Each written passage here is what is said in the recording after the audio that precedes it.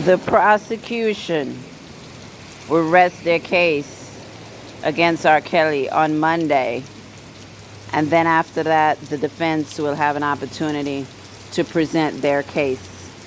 The final witness on the stand right now is a psychologist, and she's on there talking about abuse and victims and la da da da da. And she'll be cross-examined by Kanik on Monday, and then the prosecution will be done. Um, After paying attention to the prosecution's case, uh, they have not proven that R. Kelly has been running a criminal enterprise for 30 years. They have not proven he's like a mob boss. They have not proven what they have charged him with. You know, they have gossiped about his sex life. They talked a lot about Aaliyah, who is a dead woman who is not here to speak for herself. They gossiped about if she was pregnant or not. She's not here to tell us if she was pregnant or not. It was a whole lot of gossip, a whole lot of third-party information. And it had nothing to do with RICO. It had nothing to do with what we are all here for, what the feds charged him with, which is running a criminal enterprise. It made no sense. R. Kelly is not an enterprise. He's an individual. In order for them to even try to say R. Kelly ran a criminal enterprise, he would have to be charged with a whole bunch of other people. It would have to be multiple defendants on trial at the same time in order for it to even look like it could be a RICO case. He can't be the only one on trial. And I don't think the prosecution gets that, you know, but I hope that Kanik hammers that home, because he needs to do the closing arguments. Kanik needs to do the closing arguments, not Nicole, not anybody else. Kanik needs to do the closing arguments, and he needs to hammer home that R. Kelly is on trial for RICO.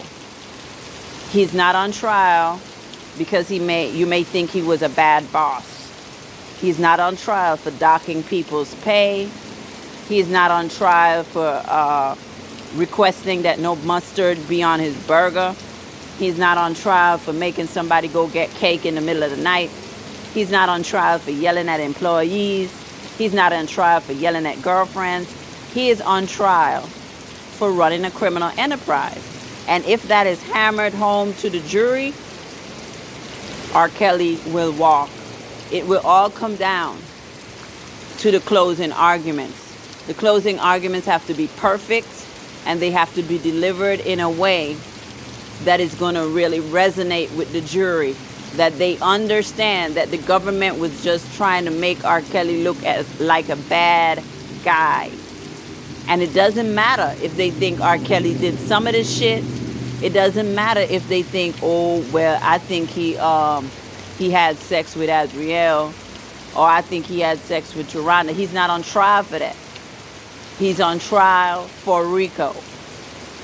And if the defense puts on a good job in closing arguments, he will be acquitted like he deserves to be.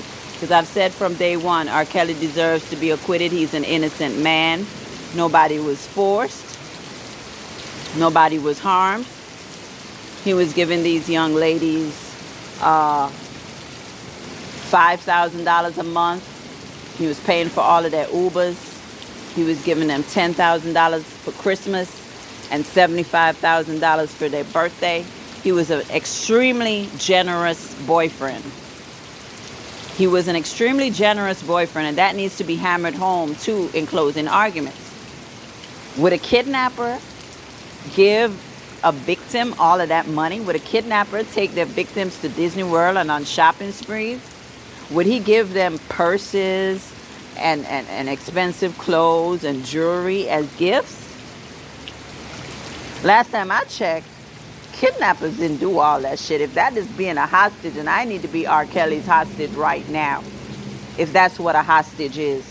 So they need to really hammer home all the lies that these people told. They need to put the parents on trial in the closing arguments. Say how the parents told Azriel to lie about her age, how Azriel's mother drove 8 hours to take R. Kelly to take Azriel to R. Kelly's hotel room, they need to really hammer that home. They need to hammer home how R. Kelly sent that girl home and how mama sent her back with a note saying that she had permission to live with R. Kelly and allowed her to be homeschooled with R. Kelly. They didn't tell us that on Surviving R. Kelly. They didn't tell us that in any of the interviews, that R. Kelly sent her home and they sent her ass back. They never told us that. That's how you know Angelo is a fucking liar. I've been saying it from day one. I didn't have to wait for it to come out in court.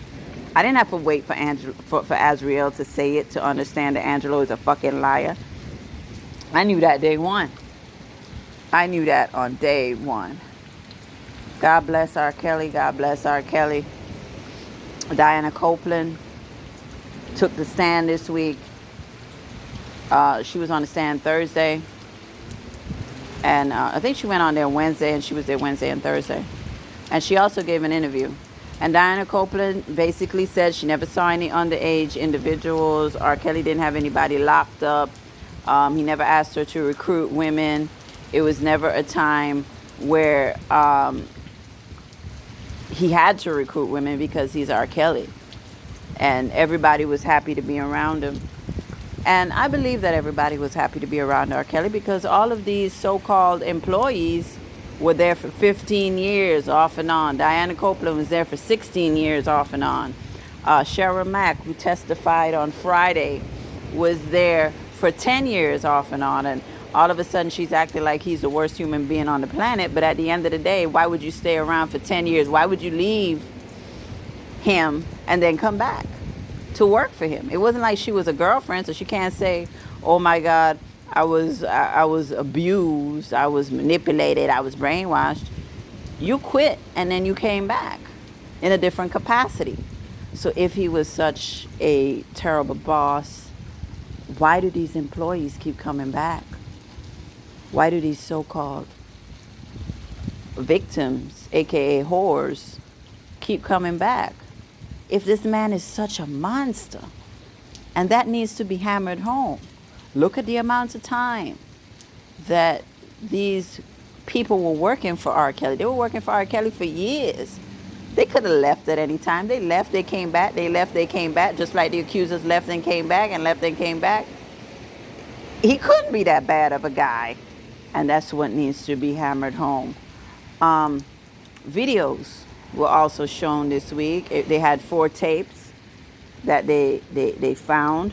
You know, it wasn't a storage full of tapes like the other side wants to say. They didn't find a storage full of tapes, and he's not charged with any tapes in New York. They found tapes of R. Kelly, some of R. Kelly's accusers, sexual tapes. And there was 4 tapes. R. Kelly was in 2 of the tapes, and he was not in 2 of the tapes. So in the tapes, I think one of the tapes he's having sexual contact with Hallie. In another tape, he's having sexual contact with Azriel. In another tape, the women are having sex with each other. And I forgot what they said was in the 4th sex tape. But the judge allowed the jury to only watch a few minutes of each tape. The media couldn't see the tapes. The overflow room with fans and onlookers could not see the tapes. So only the jury saw the tapes. And they also heard audio of R. Kelly yelling at some chicks in 2008 about stealing his Rolex and stealing some money from him. I think that was Adelina. And she didn't want to testify. She said she was having a meltdown, so the prosecution said they wasn't going to call her to the stand. So it was a whole bunch of fuck shit this week. But at the end of the day, people are like, ooh, the videos hurt him. No, the videos don't hurt him because there's no minors on there, and he's not charged with tapes in New York. If anything, the videos are going to show that the accusers are whores. It's going to show them sucking dick willingly. It's going to show them having sex with each other and enjoying it. So the jury is going to look at that and say, you know what? These are some really promiscuous chicks. They're not victims.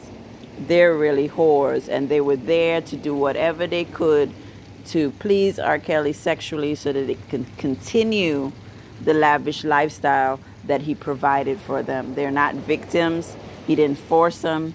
They wanted to have sex with him, and they knew, hey, R. Kelly likes to watch women have sex with each other. You know, R. Kelly likes threesomes. So if I want to continue to get $5,000 a month and $10,000 for Christmas and $75,000 for my birthday and jewelry and gifts and trips, I need to continue to do what I got to do to please this man. This is what it is. And some people may say, oh, well, they're so young, they're impressionable. But they were adults. They were grown women. They were grown women who could have left at any time, who could have turned the money down and say, you know what, I don't want to have sex and do all of this. Let me go home. Let me get a regular job. They didn't do that. They didn't do that because they were enjoying the lifestyle. They enjoyed the lifestyle. Oh my God. What are we going to do, you guys, when R. Kelly gets acquitted? Are y'all going to have some tequila? I might get drunk. I never get drunk, but I might have a little party. I don't know. I don't know. I love R. Kelly so much. I just want him up out this shit. This has been a ridiculous trial. Aaliyah this, Aaliyah that. R. Kelly docked my pay. R. Kelly yelled at me at McDonald's, like what Cheryl Mack said. R. Kelly did this. R. Kelly did that. R. Kelly made me feel bad because he didn't listen to me. It's so much complaints, you know, minor things, and it's not anything substantial. You know, they're not saying R. Kelly killed anybody. They're not, you know, that's Rico. That's John Gotti. How many people did John Gotti kill? At least 100? That's a Rico. That's a Rico. Getting upset because you couldn't, an employee couldn't find a puppy that you liked is not Rico. I really hope they're working on their closing arguments. This entire time they needed to be working on their closing arguments and editing it and practicing. And all of the lawyers should be taking turns writing different parts of the closing arguments because it's very important. Very important. The prosecution does not have this in the bag. I see all the people on court TV saying, yes, R. Kelly will be convicted. It's a done deal. They heard audio of R. Kelly yelling at the chicks. He physically assaulted the chick on video, which is not true. Everything was out of the view of the camera on that tape where he was arguing with some chick for stealing from him, and she did steal the Rolex. It was out of the view of the camera. So how can you say what really happened? She could have hit R. Kelly. How do we know what happened? It was out of the view of the camera. Then they had this picture up there of the back of R. Kelly. I saw the picture that Court TV posted that they say is evidence. A picture far off of R. Kelly in a red hoodie. They say it's R. Kelly in a red hoodie, but the back is turned, so we really can't see who it is. The defense can win this case. They need to win this case. We cannot have R. Kelly convicted of RICO because he's not a criminal enterprise. Aaliyah's dead. People keep bringing up Aaliyah. Oh, he needs to pay for Aaliyah. He cannot be charged with anything regarding Aaliyah or that marriage. Statute of limitations ran out on that marriage 20 years ago. That's why they brought her into RICO, to get sympathy. Because they said, man, these accusers are such whores. We got to bring in the beautiful Aaliyah. But what they don't understand is Aaliyah never said nothing bad about R. Kelly while she was alive. And she never pressed charges while she was alive. She never said, R. Kelly made me a victim. She always denied everything. She said, I respect R. Kelly. R. Kelly is an artist that I love and admire. And she always said wonderful things about him. And I hope the defense plays those statements in closing arguments. Aaliyah never said a bad word about R. Kelly her entire life. Never said a bad word. But they brought her into trial because they said, look at this dumb bitch, Deronda Pace. Look at this dumb bitch, Azriel. We're going to need somebody that the jurors will like to try and see if they're going to convict him. But Aaliyah is dead, you know. I love her, but she's dead, and she's not here to tell us yay or nay. She never should have been a part of this shit. She never should have been part of this shit. And I hope after now people let Aaliyah rest.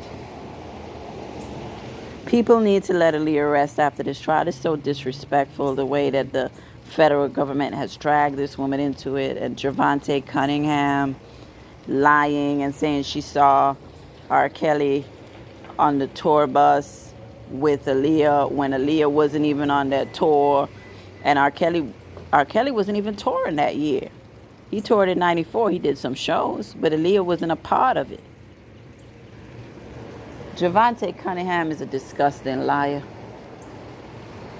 She's a disgusting liar. I still can't believe she took the stand and said that that the first time her and R. Kelly had sex, she came to his apartment in 1991, and it was some other girls there. And then he told her to hop on him. She went to the bedroom and he told her, come sit on my lap.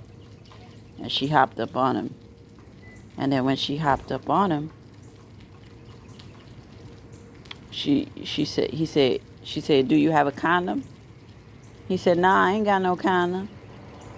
And she said, well, I got one. And she pulled it out and gave it to him, and they had sex. My thing is, you saying that this happened when you were 15. How were you prepared with a condom at 15? How did you know to go to R. Kelly's house with a condom at 15 if you wasn't a nasty hoe already fucking and sucking on niggas before you met R. Kelly? If this is true, which is not. R. Kelly never touched that goofy bitch. But this is what she wished happened. That's what Gervonta wished happened. And it just made her sound goofy. These chicks are some goofy bitches. They come across as very promiscuous. And the tapes that they showed of Hallie and of Azriel will prove that these grown women were willing to suck dick at any time at the drop of a hat to please R. Kelly. They're not victims. They're not hostages. They were whores. You say victim, I say whore. Victim, whore. Victim, whore. There needs to be a chant. You say victim, I say whore. Victim, whore. Victim, whore. Oh my God. These people, man. If y'all don't free R. Kelly, free that innocent man. He's not an enterprise. He's not an enterprise. I'm looking forward to see what the defense does. I'm looking forward to see who they bring as a witness. We still don't know if Joycelyn is coming. We don't know if Joycelyn is coming to testify. They might not call her, you guys. The defense might not call Joycelyn because they might be afraid that she'll get caught up on the stand. So we'll see what they do. Like I said before, it might be best for Joycelyn to remain silent and not get on that stand, because her name has been mentioned too much in this trial. And it could affect him in a negative way if she gets on that stand and says, like how she talk on TV. You can't do no in court of law. because you come across as a liar. So she need to stay off. She might need to stay off that stand. But it's up to the lawyers. If they've prepped her enough, if they've told her, hey, you can't sound monotone, you have to sound very intelligent, you have to sound like you know what you're talking about. Because if you say, they're going to think you're lying even though you're telling the truth. If they can really rehearse her, and if they can really prep her, then yeah, they should put her on the stand. But if she's not prepped enough, then she shouldn't get on that stand, because I don't want her making anything worse. And I see the media saying, is R. Kelly going to take the stand? Is R. Kelly going to testify on his own behalf? No, he should not take the stand.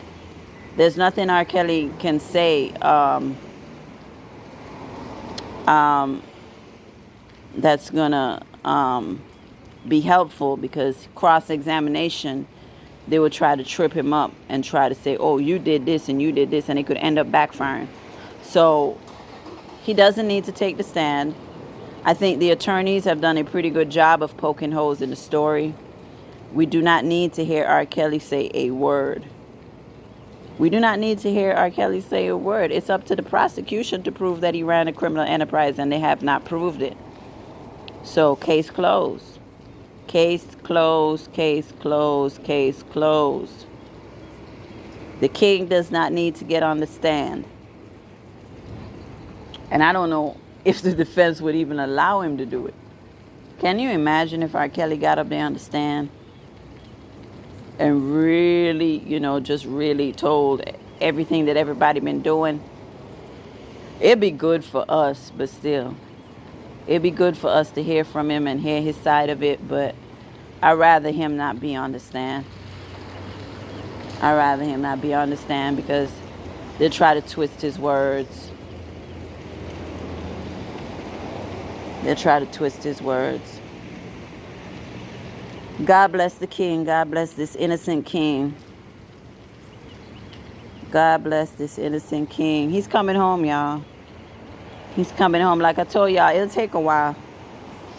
It'll take a while, He'd get acquitted here, and then we on to Chicago.